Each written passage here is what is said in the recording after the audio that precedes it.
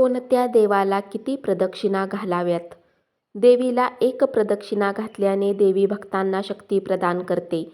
महादेवाला अर्धी प्रदक्षिणा घातल्याने महादेव खूप दयाळू आणि लवकर प्रसन्न होतात. महादेवाला अर्धी प्रदक्षिणा घालावी. श्री गणेशाला 3 प्रदक्षिणा घालाव्यात. यामुळे श्री गणेश भक्ताला रिद्धी-सिद्धीसहित समृद्धीचा वर देतात. भगवान विष्णुदेवाला 3 प्रदक्षिणा घातल्यास अक्षय पुण्याची प्राप्ती होते.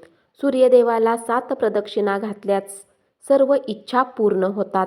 पवनपुत्र हनुमानला 3 प्रदक्षिणा घालाव्यात. प्रदक्षिणा सुरू केल्यानंतर मध्येच थांबू नये. ज्या देवाला प्रदक्षिणा घालत आहात त्या देवाचे स्मरण करावे. प्रदक्षिणा जिथून सुरू होतात तिथेच समाप्ती करावी. प्रदक्षिणा सुरू केल्यानंतर मध्येच थांबले तर ती प्रदक्षिणा पूर्ण होत नाही. प्रदक्षिणा घालताना बोलू नये.